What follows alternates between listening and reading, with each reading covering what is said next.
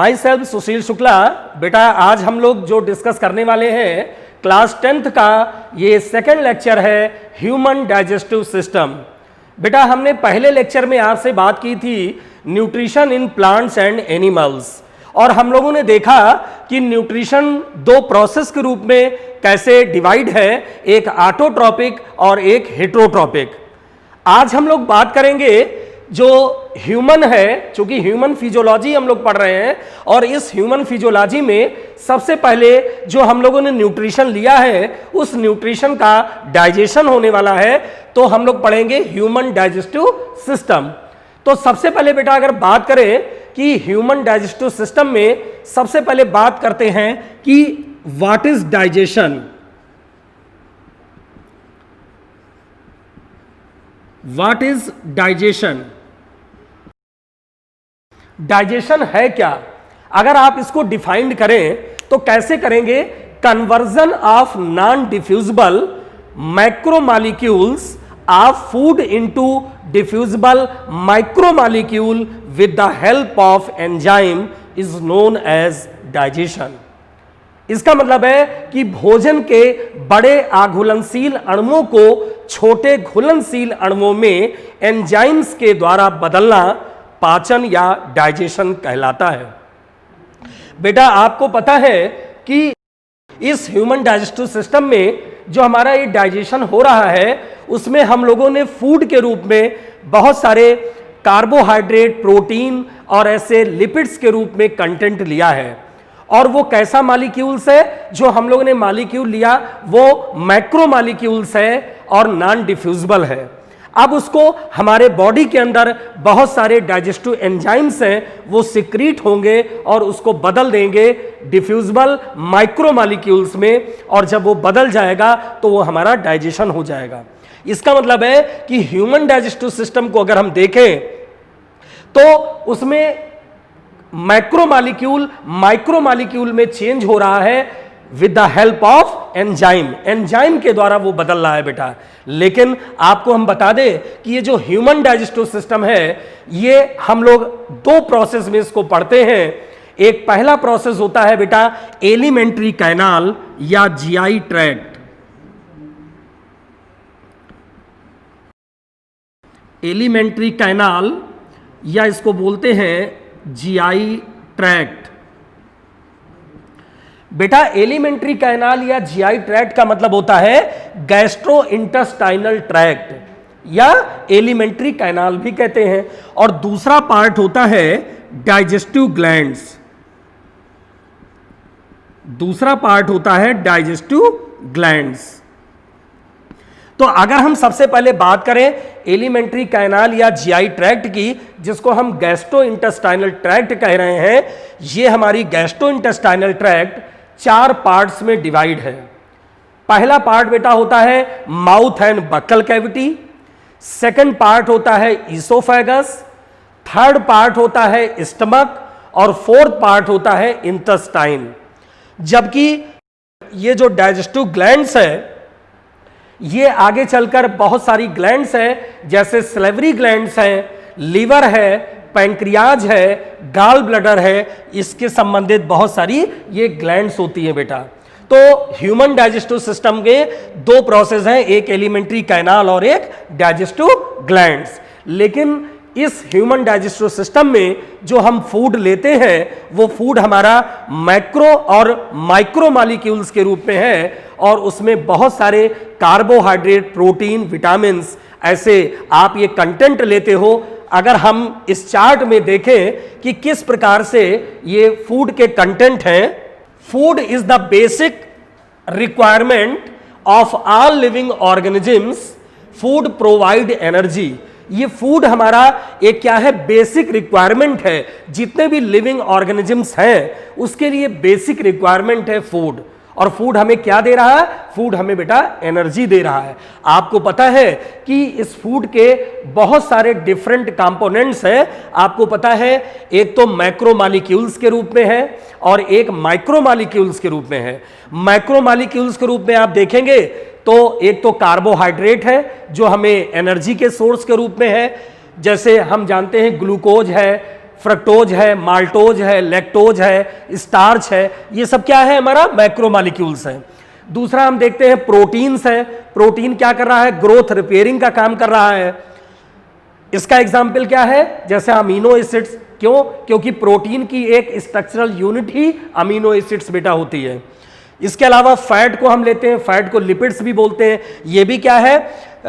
ऐसा एक कंपोनेंट है जो सोर्स आप हम देख रहे हैं, स्टोर्ड एनर्जी, जो हमारी एनर्जी है उसको, एनर्जी को स्टोर कर रहा। और हम आपको बेटा बता दें, अगर हम कंपैरिजन करें कि ग्लूकोज और लिपिड्स में किससे एनर्जी ज्यादा गेन होती है, तो ग्लूकोज से अगर हम कंपैरिजन करते हैं तो लिपिड से ज्यादा एनर्जी। अगर हम आपको 1 ग्राम कार्बोहाइड्रेट दे दें तो उससे जो एनर्जी गेन होती है 4.1 कैलोरी। अगर 1 ग्राम प्रोटीन दे दें तो उससे भी एनर्जी निकलती है 4.1 कैलोरी। लेकिन अगर हम 1 ग्राम आपको फैट या लिपिड्स दे दें तो उससे एनर्जी मुझे मिलती है 9.4 कैलोरी। तो बेटा स्वाभाविक है कि लिपिड से एनर्जी हमें ज्यादा मिल रही है। तो ये तो मैक्रोमॉलिक्यूल्स के रूप में हो गए। जबकि दूसरा अगर फूड कंटेंट हम देखें, एक है माइक्रोमॉलिक्यूल्स जिसमें विटामिन्स आते हैं। आपको बेटा पता है कि विटामिन्स 2 प्रकार के हैं, एक फैट सॉल्युबल विटामिन्स है, एक वाटर सॉल्युबल विटामिन है। फैट सॉल्युबल विटामिन में विटामिन ए, डी, ई, के, ये फैट सॉल्युबल विटामिन है। और वाटर सॉल्युबल विटामिन 2 होते हैं, विटामिन बी और विटामिन सी। इसी प्रकार एक मिनरल्स या साल्ट होते हैं, जैसे NaCl। आप देखते हो साल्ट लेते हो ना बॉडी में साल्ट है, NaCl है, सोडियम क्लोराइड। जो आप ये नमक खाते हैं ये क्या है? साल्ट है। तो ये भी हमारे बॉडी में मिनरल्स और साल्ट भी जा रहा है। तो और सबसे इंपॉर्टेंट पार्ट है माइक्रो मॉलिक्यूल्स के रूप में water. Water is a essential part of the human body. Water बहुत आवश्यक है, क्योंकि जितनी भी आपके अंदर ये डाइजेस्टिव सिस्टम में हमारा डाइजेशन होगा वो तभी हो पाएगा बेटा जब वाटर होगा। वाटर नहीं होगा तो हम लोग के अंदर जो भी ऑर्गन्स हैं, चाहे वो इंटेस्टाइन हो, चाहे वो गॉल ब्लैडर हो, चाहे वो स्टमक हो, वो ठीक से वर्क नहीं कर पाएगा। तो एक चीज तो हम देख रहे हैं कि ये फूड हमारी बेसिक रिक्वायरमेंट है एक लिविंग ऑर्गेनिजम्स की। अब आप देख रहे हैं कि they can not use in original form, जैसे vitamin, salt, H2O metabolic activities के रूप में दे प्रोवाइड एनर्जी हमें दे रहा है, वाटर और salt. They can not absorb in original form, they absorb in original form. अब हम अगर बात करते हैं बेटा कि ये जो हमारा डाइजेस्टिव सिस्टम है पूरा, चूंकि हमने आपको बताया कि जो डाइजेस्टिव सिस्टम है वो 2 पार्ट्स में है, एक एलिमेंट्री कैनाल या जीआई ट्रैक्ट और दूसरा पार्ट हमने बताया digestive glands. Consist of alimentary canal and associated glands इसमें आती हैं। और हम लोग को पता है ये जो एलिमेंट्री कैनाल है हमारे अंदर वो 8 to 10 मीटर एक क्वाइल्ड स्ट्रक्चर है बेटा।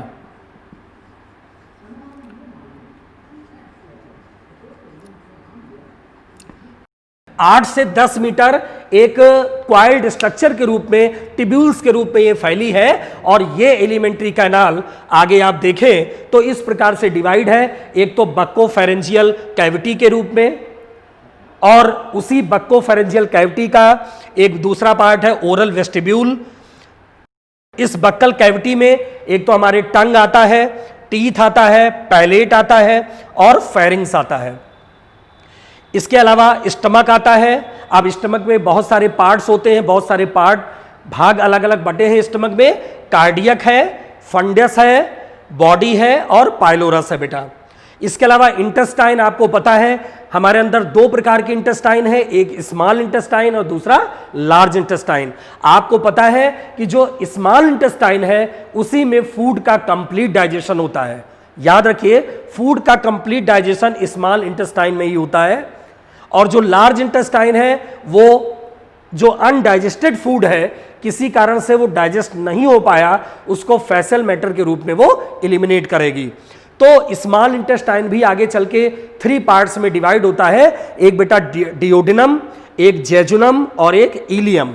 इसके 3 पार्ट्स होते हैं स्मॉल इंटेस्टाइन के। लार्ज इंटेस्टाइन के भी 3 पार्ट होते हैं, एक सीकम होता है, एक कोलन होता है और एक बेटा रेक्टम होता है। इसी प्रकार ये तो पूरी पार्ट्स की हमने बात की एलिमेंट्री कैनाल के अंतर्गत।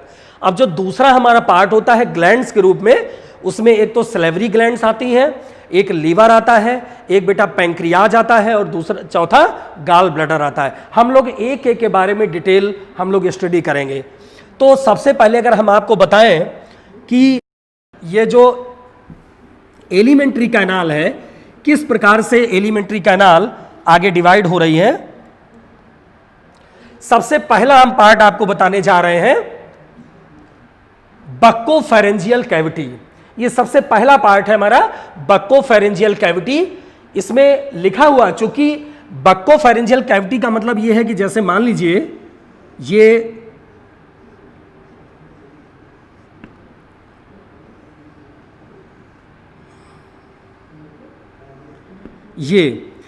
जो पूरा पार्ट है हमारा अंदर की ओर, इसको बोल रहे हैं बक्कोफेरेंजियल कैविटी। ये हमारा होता है बक्कल कैविटी या बक्कोफेरेंजियल कैविटी। अब आपको पता है कि ये कैसा है, एक हॉरिजेंटल है, ट्रांसवर्स है, स्लिट लाइक एपर्चर के रूप में है और अपर और लोअर लिप से घिरा हुआ है। हम लोग को पता है कि हम लोग का माउथ, चूंकि माउथ के अंदर का पार्ट है बक्कल कैविटी, तो माउथ जो हमारा कवर्ड है वो अपर और लोअर लिप्स के द्वारा घिरा हुआ है और mouth opens into buccal cavity. जब माउथ को ओपन करेंगे तो अंदर का बेटा पार्ट क्या होता है, बक्कल कैविटी। और ये बक्कल कैविटी 2 पार्ट्स में डिवाइड है, एक बक्कल वेस्टिब्यूल के रूप में और एक ओरल कैविटी के रूप में। बेटा अगर हम बात करें बक्कल वेस्टिब्यूल क्या है, तो आपको पता है कि बक्कल वेस्टिब्यूल का मतलब ये होता है कि जो हमारा गम्स है और चीक है, इसके बीच का जो स्पेस है वो बक्कल वेस्टिब्यूल होता है बेटा। और यहां पर कुछ समय के लिए टेम्पोररी रूप से कुछ समय के लिए फूड को स्टोर किया जाता है, जिसको हम बक्कल वेस्टिब्यूल बोलते हैं। हमारा गम्स और चीक, जो हमारा गम्स है और चीक के बीच का जो स्पेस है उसको हम बोलते हैं बक्कल वेस्टिब्यूल। यहां पर बहुत थोड़े समय के लिए हमारा फूड बेटा क्या होता है, स्टोर होता है। इसके बाद जो ओरल कैविटी होती है, ये ओरल कैविटी क्या है कि ये इनर और सेंट्रल पार्ट है। ये ओरल कैविटी अंदर का पार्ट है, इनर है और सेंट्रल पार्ट है, लेकिन ये किससे घिरा है, अपर और लोअर जा से कवर्ड है। अपर जा और लोअर जा दोनों से कवर्ड है। आपको पता है कि अपर जा हमारा होता है मैक्सिला के रूप में, लोअर जा हमारा होता है मैंडिबल्स के रूप में। तो 2 प्रकार के जो जा लगे हैं और उसमें जो बोन लगी है मैक्सिला और मैंडिबल्स, वो दोनों से कवर्ड होता है ये ओरल कैविटी। तो ओरल कैविटी क्या है कि ये इनर और एक सेंट्रल भाग है अंदर का, जो हमारा अपर जा और लोअर जा से कवर्ड है। अपर जा हमारी किस बोन से बनी है, मैक्सिला से, और लोअर जा हमारी बनी है मैंडिबल से। तो इस प्रकार से ये इसके 2 पार्ट है बक्कल कैविटी। अगर हम आपको दिखाएं इसमें कि ये पूरा हमारा क्या है, बक्कल कैविटी है, और आप बक्कल कैविटी में देख रहे हो कि ये लिप्स है, दोनों लिप्स से बेटा घिरा हुआ है।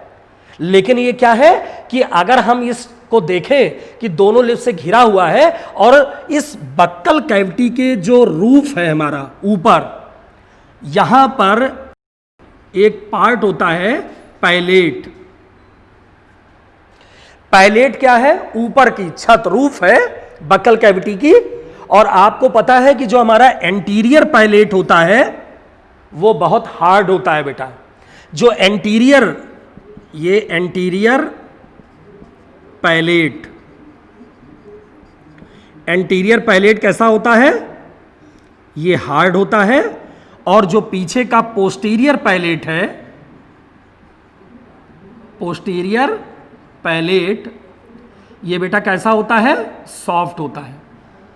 तो बक्कल कैविटी की जो रूफ है, ऊपर का जो भाग है, ऊपर के भाग में जो आगे का पार्ट है वो बहुत हार्ड है, जिसको बोल रहे हैं एंटीरियर पैलेट। और जो पीछे का भाग है वो सॉफ्ट है, इसको बोलते हैं पोस्टीरियर पैलेट। आप ये देख रहे हो, ये पूरा पैलेट का भाग है ये।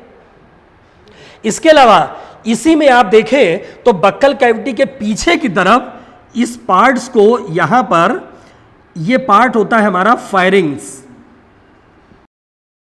ये पार्ट क्या होता है? फायरिंग्स। आपको पता है फायरिंग्स को ग्रसनी कहते हैं। और यहां पर क्या है? फूड क्या है? मेस्टिकेटेड हो रहा है, फूड बिल्कुल काइम में चेंज हो रहा है। और ये फायरिंग्स बेटा आगे चलकर, चूंकि इसी में 2-3 पार्ट होते हैं, एक ओरोफायरिंग्स होता है, एक नेजोफायरिंग्स होता है। ये जो ओरोफायरिंग्स है, ओरोफायरिंग्स का मतलब है जो ईसोफेगस में चला जाएगा पार्ट, वो ओरोफायरिंग्स। और जो नेजोफायरिंग्स है वो आगे चल के हमारा नेजल चैम्बर के रूप में ट्रैकिया का भाग जो बनेगा वो नेजोफायरिंग्स है। और हम आपको बेटा बता दें, इसी फायरिंग्स के नीचे की ओर यहां पर एक रचना होती है जिसको बोलते हैं ईपीग्लॉटिस। क्योंकि फायरिंग्स में क्या है? भोजन हमारा टाइम हो गया, अब भोजन हमारा फूड जो है अंदर की ओर आएगा, नीचे बढ़ेगा। जब नीचे बढ़ेगा फूड तो क्या होगा? इसके फायरिंग्स के 2 पार्ट हैं। वो फूड हमारा ओरल के अंदर, ओरल पार्ट में जाएगा जहां से ईसोफेगस लगा है। और दूसरा इसी फायरिंग्स का पार्ट है नेजोफायरिंग्स, जो नेजल चैम्बर में चला जाएगा। तो नेजल चैम्बर में फूड ना जाए, क्यों? क्योंकि बेटा नेजल चैम्बर का जो पार्ट है वो आगे चल के हमारे रिस्पायरेटरी ट्रैक्ट बनाता है, श्वसन नली बनाता है। तो श्वसन नली में तो भोजन नहीं जा सकता, वो भोजन कहां जाएगा? ईसोफेगस में।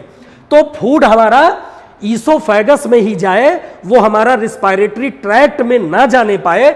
इसलिए बेटा यहां पर एक कार्टिलेजिनस स्ट्रक्चर होता है जिसको बोलते हैं ईपीग्लॉटिस।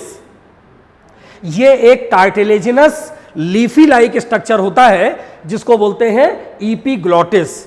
और ये क्या करता है कि जिस समय आप फूड लेते हो उस समय जो हमारी ट्रैकिया की ऊपर की वॉल है, उस वॉल को ऊपर बंद कर देता है कि किसी कारण से धोखे से भी कोई पार्ट हमारा नेजल चैम्बर के अंदर ना जाने पाए, कोई फूड कंटेंट हमारा नेजल चैम्बर के अंदर ना जाने पाए, वो हमारा ईसोफेगस में ही आए। तो इसका मतलब क्या है? ये ईपीग्लॉटिस लगा हुआ है। आगे की ओर ये हिस्सा ऐसे होता है, आप देखते हो ये हिस्सा हमारा लैरिंग्स है। और आपको पता है कि लैरिंग्स आगे की ओर, यहां पर ट्रैकिया के नीचे आप जाएंगे तो यहां लैरिंग्स होता है। ये लैरिंग्स हमारा रिस्पायरेटरी एक पार्ट है और साउंड प्रोड्यूसिंग ऑर्गन कहलाता है बेटा। ये जितने भी हमारे आवाज निकल रही है, साउंड निकल रही है, वो इसी लैरिंग से निकलती है। तो ये तो हमने पूरा बताया आपको कि कैसे हमारा बक्कल कैविटी, जो बक्कोफेरेंजियल कैविटी है, कैसे वो बक्कल वेस्टिब्यूल के रूप में, कैसे ओरल कैविटी के रूप में काम कर रही है और उसके अंदर क्या क्या चीजें लगी हुई हैं। अब एक चीज तो बेटा हमने ये बताया। अब अगर हम आपसे बात करें कि इसी बक्कल कैविटी के अंदर 2 रो के रूप में हमारे अंदर टीथ भी लगे हुए हैं और एक मस्कुलर स्ट्रक्चर है जिसको बोलते हैं टंग। तो अगर हम ये देखें कि इस बक्कल कैविटी के अंदर टीथ और टंग किस प्रकार से वर्क कर रहे हैं, तो ये जरा हम आपको बता रहे हैं। अब बेटा बात करते हैं, चूंकि बक्कल कैविटी के अंदर जो हमने बताया कि एक मस्कुलर स्ट्रक्चर है जिसको टंग कह रहे हैं, on the floor of oral cavity a muscular flat fleshy plate like structure is present which is called the tongue. और आपको पता है कि टंग का मतलब क्या है? कि जो टंग हमारी लगी है बेटा, वो एंटीरियर जो टंग का आगे का पार्ट है वो तो फ्री है, लेकिन पोस्टीरियर जो टंग है बेटा वो एक बोन से कवर्ड है और उस बोन को हम कहते हैं हायोड बोन। उस बोन को क्या बोलते हैं? Hyoid bone. ये हमारी मस्कुलर प्लेट लाइक एक स्ट्रक्चर है और आप ये देख रहे हैं कि इस टंग का जो एंटीरियर पार्ट है, आगे का जो पार्ट है वो तो फ्री है, वो मूवेबल है, लेकिन पीछे का जो पार्ट है वो एक बोन से कवर्ड है, बोन से अटैच है और उस बोन को बोलते हैं हायोड। आपको बेटा बता दें, हायोड एक ऐसी बोन है जो जिसमें कोई ज्वाइंट नहीं है, वो सीधी एक यू शेप्ड की इस प्रकार से ये बोन है, ये इसको बोलते हैं हायोड।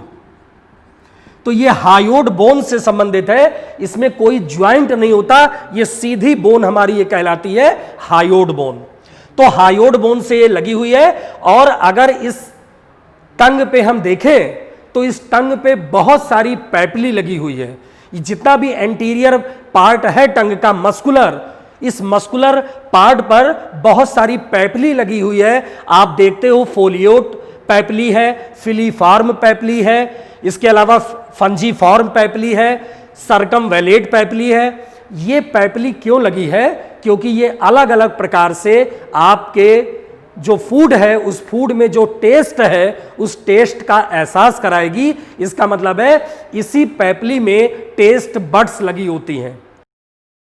और वो जो बेटा टेस्ट बड्स हैं, अलग अलग प्रकार से टेस्ट बड्स लगी हैं, कोई स्वीट का, कोई साल्ट का, कोई शोर का, कोई बिटर का, अलग अलग हमें एहसास दिलाती हैं, अलग अलग स्वाद का एहसास दिलाती हैं ये हमारी टेस्ट बड्स। ये टेस्ट बड्स किससे लगी है? ये अलग अलग पैपली है। तो आप ये देख रहे हैं कि एक मस्कुलर पार्ट है टंग का, इसका भी रोल है हमारे बक्कल कैविटी में। इसके अलावा आप देखते हैं कि ये जो टंग को आप देख रहे हैं, इससे बहुत सारा म्यूकस निकलता है और जो हमारा फूड जा रहा है उस फूड को टाइम में बदलने का काम इस टंग का है। तो बहुत सारी पैपली लगी है, उस पैपली के रूप में क्या है, बहुत सारी टेस्ट बड्स इसमें है। और वो टेस्ट बड्स आप देख रहे हैं स्वीट का, साल्ट का, शोर का, बेटर का, अलग अलग रूप से हमें ये एहसास कराती हैं टेस्ट का। इसके अलावा ये तो मैंने बात की बेटा टंग की। अब हम बात बेटा करते हैं टीथ की। आपको पता है कि जो टीथ हमारा लगा हुआ है, टीथ का जो अरेंजमेंट है वो हमारा अरेंजमेंट कहलाता है डेंटेशन। और बेटा डेंटेशन का मतलब होता है दंत विन्यास। तो जो डेंटेशन है वो डेंटेशन किस प्रकार का है? In human teeth of upper jaw are attached to the maxilla bone while teeth of lower jaw are attached to mandible bone. आपको पता है कि ऊपर वाला जो जा है वो हमारा क्या है? वो मैक्सिला बोन है, और जो नीचे वाला हमारा जा है वो मैंडिबल है। तो बेटा मैक्सिला बोन पे भी हमारे टीथ लगे हैं, मैंडिबल्स जो है हमारे उस पे भी बेटा टीथ लगा हुआ है। और इस टीथ का जो अरेंजमेंट है, इसी अरेंजमेंट को हम बताते हैं डेंटेशन। तो बेटा अगर हम बात करें स्ट्रक्चर ऑफ टीथ की, तो आपको पता है कि दांतों की रचना हम देखें तो अगर एक दांत को हम देख रहे हैं तो इस टीथ में, दांत में 3 पार्ट्स हैं। एक तो हमारा क्राउन है, एक हमारा नेक है और एक हमारा रूट है। ये जो क्राउन है ये टूथ का आउटर पार्ट है। जैसे मान लीजिए ये हमारा टूथ लगा हुआ है, इस टूथ का आउटर पार्ट क्या है? क्राउन है। और आपको पता है ये क्राउन एक हार्ड सब्सटेंस के रूप में है जिसको हम बेटा इनेमिल कहते हैं। आपको पता होना चाहिए कि दांतों के बाहर की ओर एक व्हाइट चमकीली एक व्हाइट परत लगी है, लेयर लगी है, उसी को बेटा बोलते हैं इनेमिल, जिसके कारण दांतों की चमक बनी रहती है, वो रचना कहलाती है इनेमिल। तो जो हमारा क्राउन पार्ट है, उसी क्राउन पार्ट में बाहर की ओर एक स्ट्रक्चर है, हार्ड स्ट्रक्चर है, जिसको बोलते हैं इनेमिल, इसीलिए बोलते हैं outer part of tooth. Second part होता है नेक, बीच का पार्ट होता है, it is the internal part. ये इंटरनल पार्ट है टीथ का जो गम्स में जाता है। लेकिन जो रूट है वो inserted inside the socket of जा बोन। ये हमारा इंसर्ट हो रहा है जा, जो जबड़ा है अंदर से, बोन जो निकल रहा है टीथ, वो इंसर्ट है अंदर से, जिसमें पल्प कैविटी वगैरह लगी होती हैं, ब्लड कैपिलरीज लगी होती हैं। अंदर से दांत हमारा टीथ जो बिल्कुल एक बोन के रूप में कवर्ड है, बोन से अटैच है, वो रूट वाला पार्ट है। तो एक 3 चीज तो हमने बताया बेटा, क्राउन, नेक और रूट। तो ये तो हमने देखा कि क्राउन, नेक और रूट है। अब यही मैंने अभी बताया आपको कि क्राउन का जो पार्ट है टूथ का, देखिए दिया हुआ है, the crown part of tooth is made of up a very hard substance called the enamel. तो बेटा ये जो टूथ है हमारा, इसी टूथ के बाहरी जो हिस्सा है हमारा वो हार्ड सब्सटेंस के रूप में है, एक चमकीले आवरण के रूप में है, लेयर के रूप में है, जिसको हम इनेमिल कहते हैं। तो एक चीज तो हमने बताई कि स्ट्रक्चर ऑफ टीथ में ये जो हमारा टीथ लगा हुआ है उसके 3 पार्ट्स हैं, क्राउन, नेक और रूट।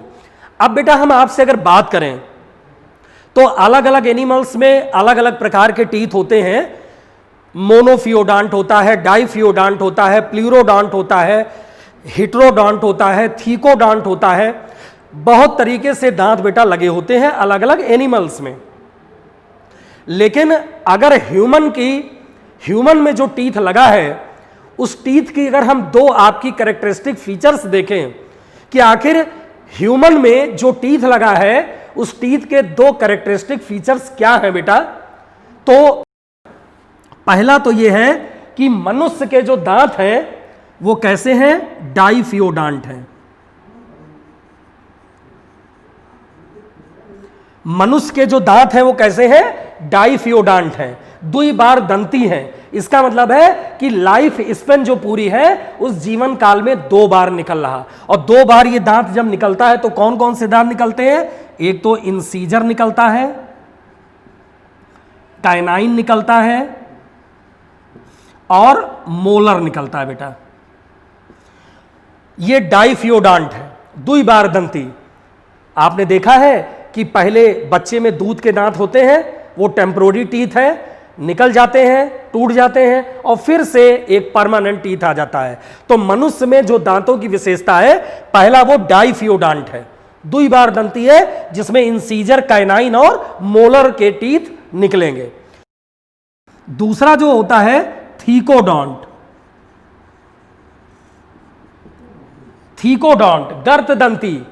इसका मतलब है बेटा जितने मैमल्स हैं, या मैमल्स में हम मैन की बात करें, मैन और क्रोकोडाइल में जो टीथ होते हैं वो थीकोडॉन्ट होते हैं, गर्त दंती होते हैं। ऐसे टीथ जो बहुत अधिक बोनी सॉकेट से निकलते हैं, बहुत अधिक गड्ढे से, गर्त से निकलते हैं, पिट्स से निकलते हैं, उसको हम थीकोडॉन्ट कहते हैं।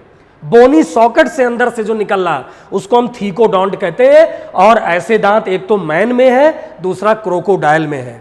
इसके अलावा और भी जो मैमल्स हैं उसमें भी थीकोडॉन्ट डेंटेशन हो रहा है।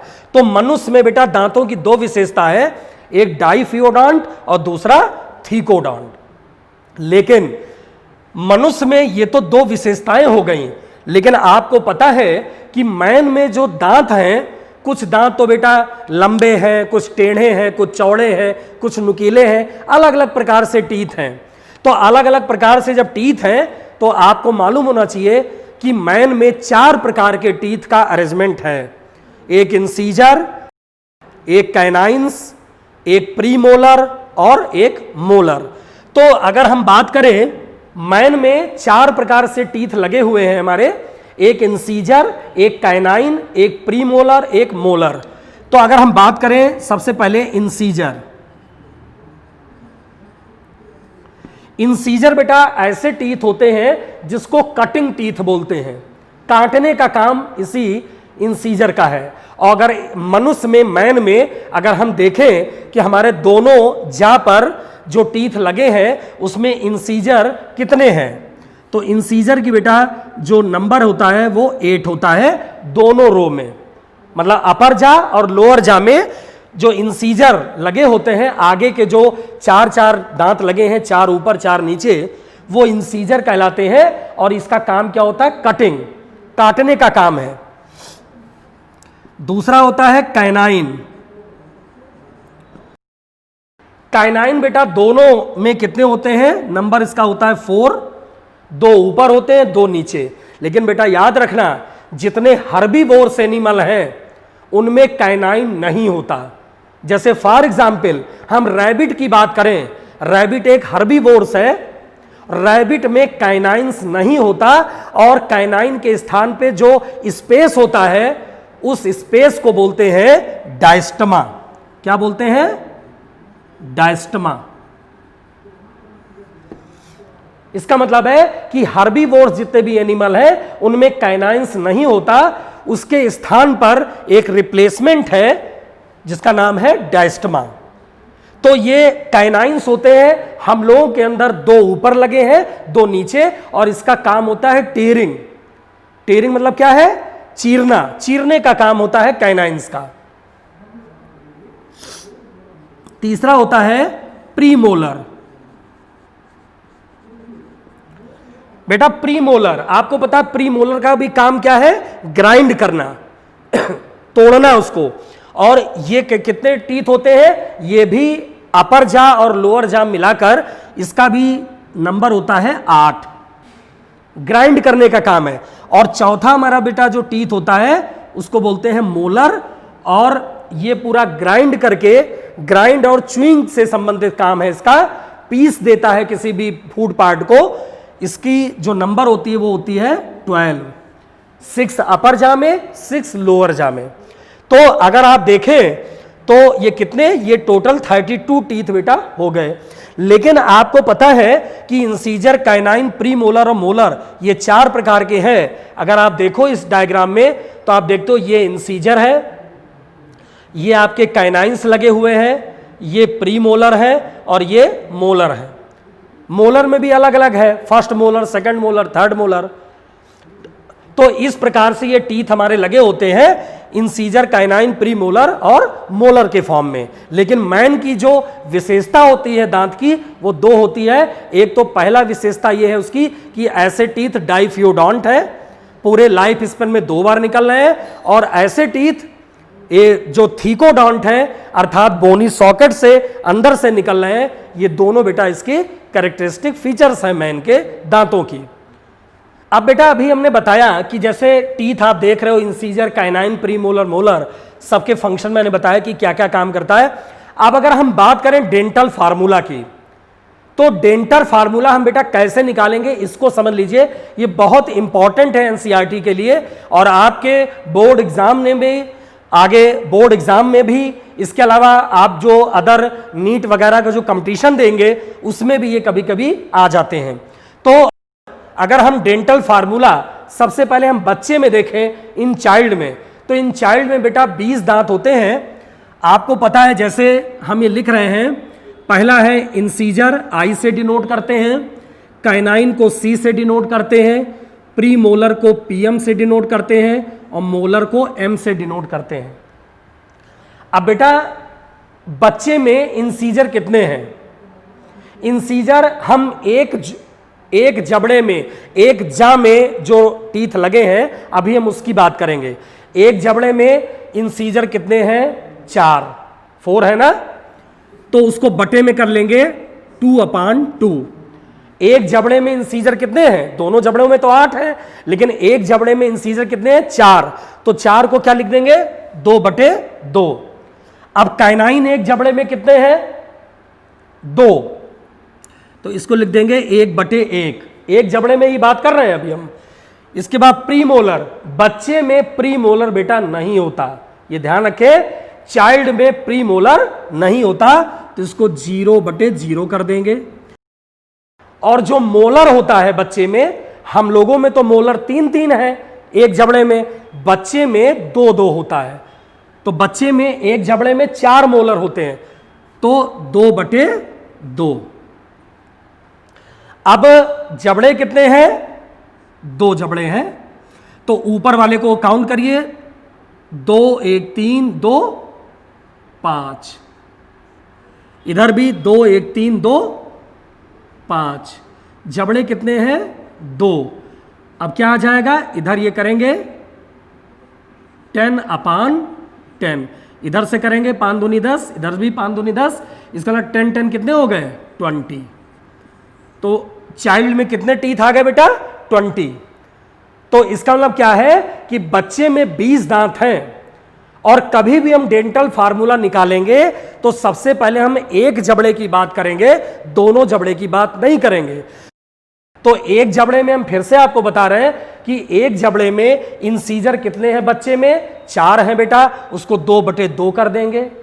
काइनाइन एक जबड़े में कितने हैं? एक जबड़े में 2 हैं, उसको 1/1 कर देंगे। प्रीमोलर, बच्चे में प्रीमोलर नहीं होता, 0/0 कर देंगे। मोलर एक जबड़े में बच्चों में क्या होता है? बच्चे में क्या होता है, 4 होते हैं एक जबड़े में, 2 इधर 2 इधर, हम लोगों में 3-3 लगे होते हैं एक जबड़े में। तो बच्चे में 4 होता है तो उसको लिख देंगे 2/2।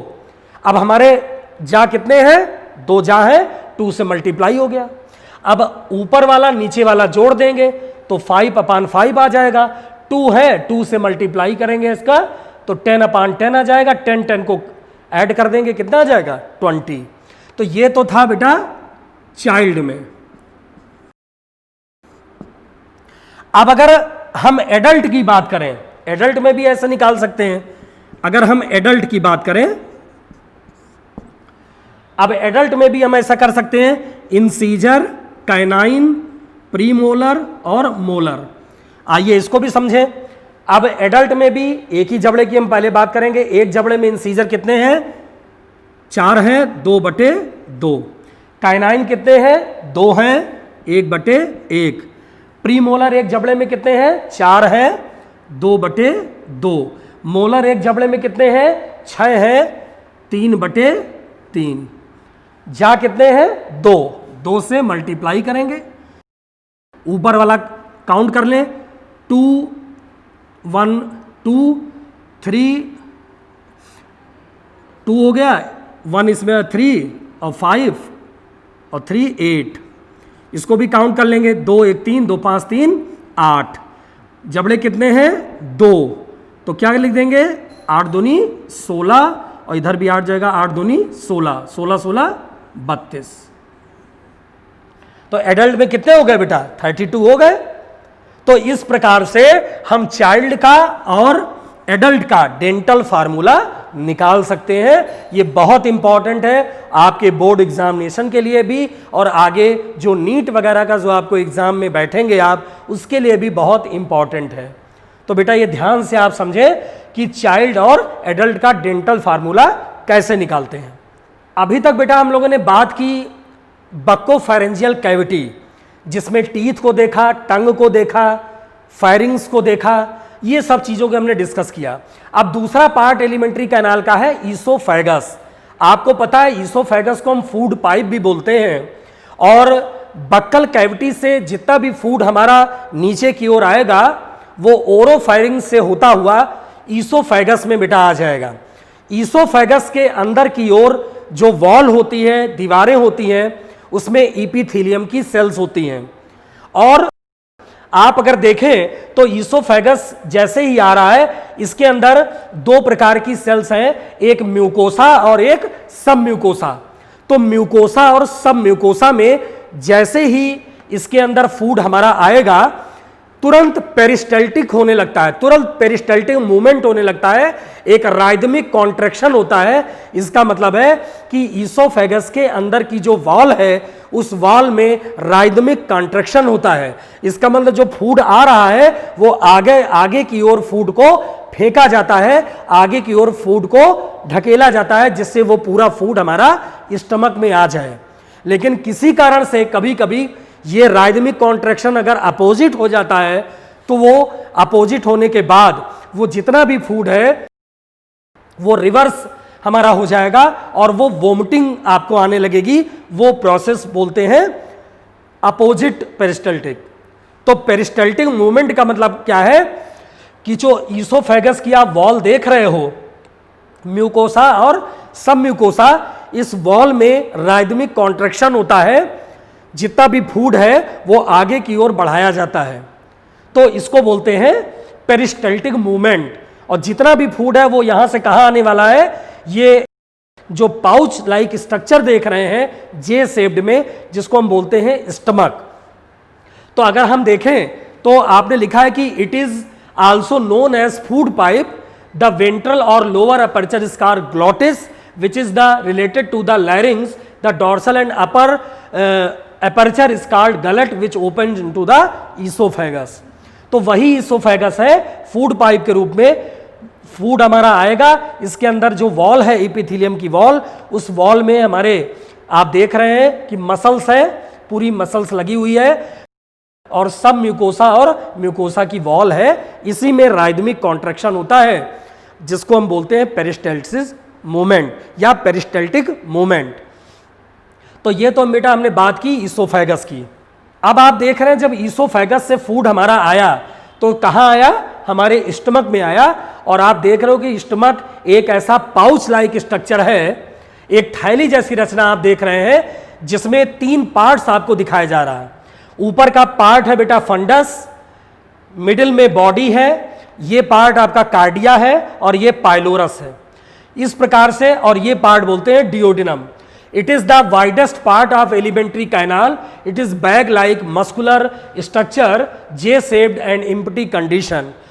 The stomach stored the food 4 to 5 hours. इस स्टोमक में जो हमारा फूड आता है वो 4 से 5 घंटे तक इसमें रहता है। Food mixes thoroughly with the asterisk gastric juice of the stomach.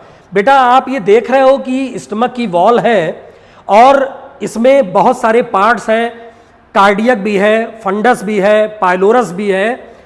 तो इस पार्ट्स में क्या होता है कि इस स्टमक के अंदर बहुत सारी गैस्ट्रिक ग्लैंड्स होती हैं और वो गैस्ट्रिक ग्लैंड्स अलग अलग सेल्स बेटा बनाती हैं।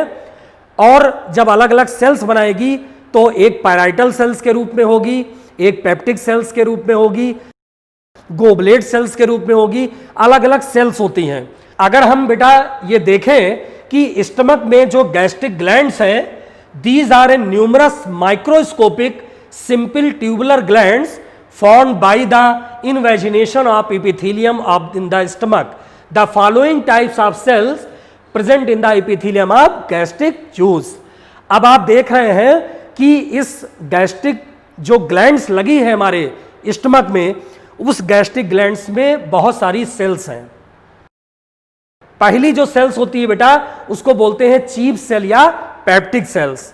और चीफ सेल और पेप्टिक सेल्स क्या सिक्रीट करेगी, वो सिक्रीट करती है पेप्सिनोजन और प्रोरेनिन। दूसरी सेल्स होती है ऑक्जेंटिक सेल, जिसको पैराइटल सेल भी बोलते हैं, इससे सिक्रीट होता है हाइड्रोक्लोरिक एसिड, जिसको HCl बोलते हैं। तीसरा होता है म्यूकस या ग्लोबुलेट सेल, इससे बेटा म्यूकस निकलता है। तो आपको हम बता दें कि ये जो HCl निकलता है, HCl के 2 वर्क हैं। हाइड्रोक्लोरिक एसिड, आप जब फूड ले रहे हो तो उस फूड में किसी प्रकार का कोई बैक्टीरिया का अगर इन्फेक्शन हो जाता है, फूड पॉइजन ना होने पाए फूड में, या आपके अंदर फूड की पॉइजनिंग ना होने पाए, तो ये HCl क्या करता है कि फूड के अंदर किसी प्रकार अगर कोई बैक्टीरिया आ गया है तो उस बैक्टीरिया को बेटा किल कर देगा, मार देगा, आपके अंदर फूड पॉइजनिंग नहीं होने पाएगी। इसके अलावा जो HCl है, HCl का एक वर्क हमने बताया कि फूड में जो भी बैक्टीरिया है उस बैक्टीरिया को बेटा किल कर देना, ये पहला वर्क है जिससे आपके अंदर फूड पॉइजनिंग ना होने पाए। दूसरा बेटा वर्क है कि HCl का दूसरा वर्क है कि इनएक्टिव पेप्सिनोजन को एक्टिव पेप्सिन में बदलना और इनएक्टिव प्रोरेनिन को एक्टिव रेनिन में बदलना। आप देख रहे हो इनएक्टिव पेप्सिनोजन है, HCl इस पे क्रिया करता है, वो पेप्सिन में बना लेता है। और आपको हम बता दें कि pepsin is a protein digestive enzyme, it react with acidic medium. Pepsin एक प्रोटीन पाचक एंजाइम है जो अम्लीय माध्यम में सक्रिय है बेटा, है ना। तो अम्लीय माध्यम में सक्रिय, इसका मतलब HCl क्या कर रहा है कि इनएक्टिव पेप्सिनोजन को एक्टिव पेप्सिन में बदल रहा। और याद रखना, कभी भी आप मान के चलो कि आपने प्रोटीन लिया है, क्योंकि पेप्सिन एक प्रोटीन डाइजेस्टिव एंजाइम है, इसलिए प्रोटीन पे कभी भी पेप्सिन काम करेगा बेटा तो हमेशा प्रोटीन 2 चीजों में ब्रेकडाउन हो जाएगी। पेप्सिन प्रोटीन के ऊपर कभी भी रिएक्ट होगा तो वो 2 चीजों में रिएक्ट होगा, एक आपका प्रोटीएजेस प्लस दूसरा पेप्टोन्स। प्रोटीएजेस और पेप्टोन्स में ये तोड़ देगा पेप्सिन उस प्रोटीन को। इसके अलावा ये जो इनएक्टिव प्रोरेनिन है इसको रेनिन में बदल देगा। आपको पता है बेटा बच्चों में रेनिन ज्यादा बनता है, एडल्ट में रेनिन नहीं बनता, क्योंकि बच्चे मिल्क ज्यादा पीते हैं तो मिल्क को डाइजेस्ट करने का काम होता है रेनिन का। एडल्ट में इतना रेनिन नहीं सिक्रीट होता, लेकिन चाइल्ड में रेनिन सिक्रीट होता है। तो एक तो हमने बताया कि प्रोटीन इसमें मेन एंजाइम है, पेप्सिन एक मेन एंजाइम है जो प्रोटीन को रिएक्ट कर रहा है प्रोटीएजेस प्लस पेप्टोन्स में। इसके अलावा इसमें बहुत सारी गैस्ट्रिक लाइपेज भी निकलता है, इसमें स्टमक में क्या निकलता है, गैस्ट्रिक लाइपेज भी निकलता है। और आपको बता दें कि लाइपेज एक ऐसा एंजाइम है जो फैट डाइजेस्टिव एंजाइम होता है। फैट लाइपेज हमेशा फैट पर रिएक्ट होगा और फैट टूटेगा फैटी एसिड प्लस ग्लिसरॉल।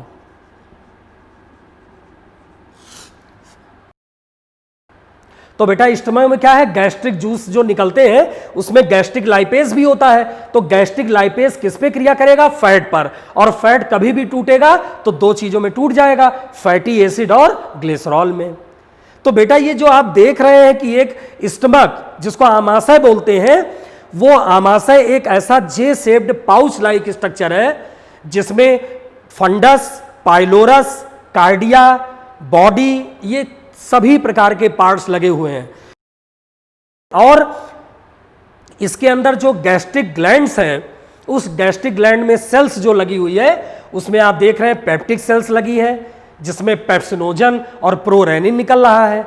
एक पैराइटल सेल्स लगी है जिससे हाइड्रोक्लोरिक एसिड निकल रहा, गोबलेट सेल है जिससे म्यूकस निकल रहा। म्यूकस क्यों निकल रहा, जितना भी फूड हमारा स्टमक में आया है वो टाइम में चेंज हो जाए, आसानी से वो आगे की ओर बढ़े, इसलिए म्यूकस भी सिक्रीट हो रहा है।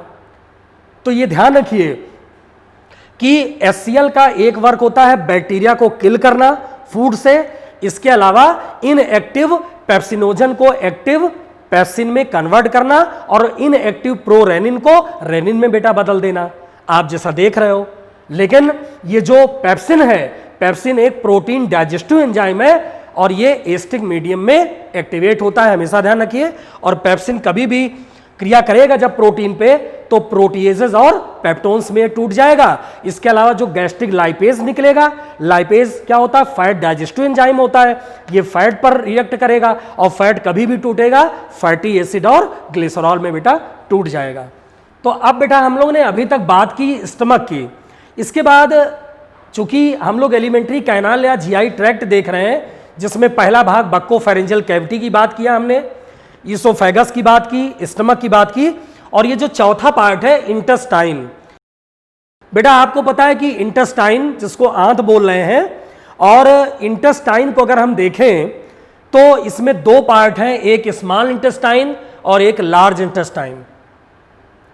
स्मॉल इंटेस्टाइन लगभग 5 से 6.5 मीटर की होती है और लगभग 1.5 मीटर की होती है लार्ज इंटेस्टाइन। आपको बेटा बता दें कि ये जो स्मॉल इंटेस्टाइन है इसमें फूड का कंप्लीट डाइजेशन होता है, और जो लार्ज इंटेस्टाइन है किसी कारण से फूड हमारा डाइजेस्ट नहीं हो पाया तो वो अनडाइजेस्टेड फूड हमारा फेकल मैटर के रूप में बाहर आता है। लेकिन ये जो स्मॉल इंटेस्टाइन है ये 3 पार्ट्स में डिवाइड है, एक डियोडिनम, एक जेजुनम और एक इलियम। बेटा ये जो डियोडिनम एक ऐसा पार्ट है जहां पर फैट का कंप्लीट डाइजेशन होता है, कंप्लीट डाइजेशन ऑफ फैट।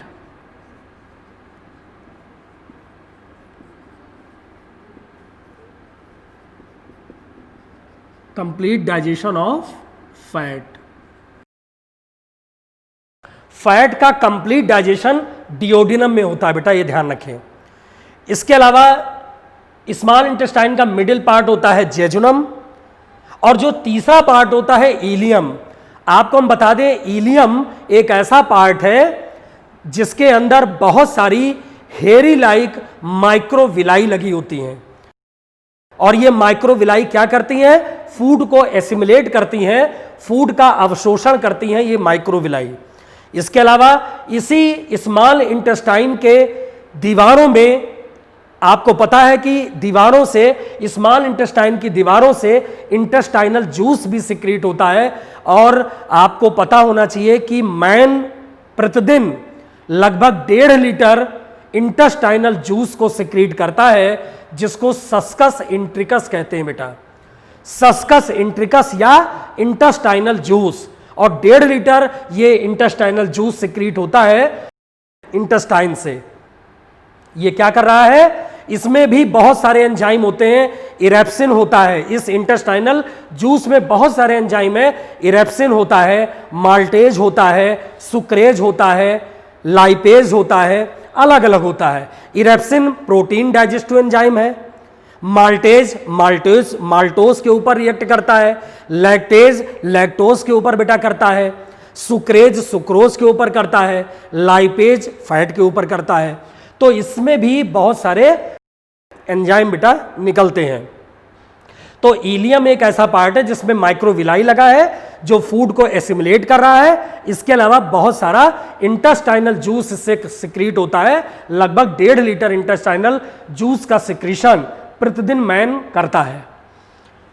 दूसरा पार्ट होता है, तो इसका मतलब क्या है, स्मॉल इंटेस्टाइन एक ऐसा पार्ट है जहां पर फूड का कंप्लीट डाइजेशन, और जब कंप्लीट डाइजेशन हो गया, इलियम ने क्या किया, फूड को एसिमुलेट कर लिया। अब वो फूड एसिमुलेट हो गया कार्बोहाइड्रेट प्रोटीन विटामिन के रूप में, वो हमारा कहां चला जाएगा, प्रोटोप्लाज्म में चला जाएगा। और जब प्रोटोप्लाज्म में चला जाएगा तो उस प्रोसेस को क्या बोलते हैं, उस प्रोसेस को बोलते हैं एसिमुलेशन। दूसरा पार्ट होता है लार्ज इंटेस्टाइन। आपको पता है कि लार्ज इंटेस्टाइन एक ऐसा पार्ट है जिसमें अनडाइजेस्टेड फूड आ जाता है, जो किसी कारण से नहीं डाइजेस्ट हो पाया है, तो लार्ज इंटेस्टाइन की जो दीवारें होती हैं उस फूड को ले लेती हैं। और अगर आपने फूड के साथ पानी को कम लिया है तो क्या होगा, इस लार्ज इंटेस्टाइन की दीवारें क्या करेंगी, वो जो अनडाइजेस्टेड फूड आ रहा है उससे पानी को ड्राई कर लेंगी, पानी को सोख लेंगी। और पानी जब सोख लेंगी और पानी आपने कम लिया है तो वो जितना भी अनडाइजेस्टेड फूड है वो हार्ड पार्ट में बदल जाएगा, वो हार्ड हो जाएगा, और फिर आपको कॉन्स्टिपेशन की प्रॉब्लम हो सकती है, आपको कब्ज हो सकता है। तो लार्ज इंटेस्टाइन में जो फूड अनडाइजेस्टेड आ रहा है वो क्या है, वो फेसल मैटर के रूप में बाहर निकलने वाला है। लेकिन इसके भी 3 पार्ट हैं, एक सीकम है, एक कोलन है, एक रेक्टम है। बेटा जो लार्ज इंटेस्टाइन का सीकम पार्ट है, आपको बता दें कि सीकम एक ऐसा पार्ट है जहां पर एक विस्टिजियल ऑर्गन लगा हुआ है लार्ज इंटेस्टाइन के सीकम पार्ट से, और उस विस्टिजियल ऑर्गन का नाम है वर्मीफॉर्म अपेंडिक्स। Vermiform appendix. ये बेटा अपेंडिक्स क्यों लगा हुआ है, आज हम लोगों में अपेंडिक्स का कोई काम नहीं है, लेकिन अपेंडिक्स इसलिए लगा था कि जितने भी ग्रेजिंग एनिमल हैं उनमें वो ग्रेजिंग एनिमल क्या करते हैं, चारा को खाते हैं, हरे पेड़ पौधे की लीव्स को खाते हैं, उससे सेलुलोज मिलता है। तो सेलुलोज का जो डाइजेशन होता है वो सीकम में होता है। और सीकम में क्यों होता है, क्योंकि अपेंडिक्स लगा हुआ है। अपेंडिक्स क्या करता है कि सीकम में लगा है और सीकम सेलुलोज को डाइजेस्ट करता था। हम लोग बेटा आज सेलुलोज का पार्शियल डाइजेशन करते हैं, आंशिक पाचन करते हैं। सेलुलोज का बहुत कम पाचन हमारे अंदर होता है। तो जब बहुत कम पाचन होता है तो इस अपेंडिक्स का काम हम लोगों में खत्म हो गया, और ये अपेंडिक्स बेटा विस्टिजियल ऑर्गन बन गई, आज अवशेषी अंग के रूप में बन गई।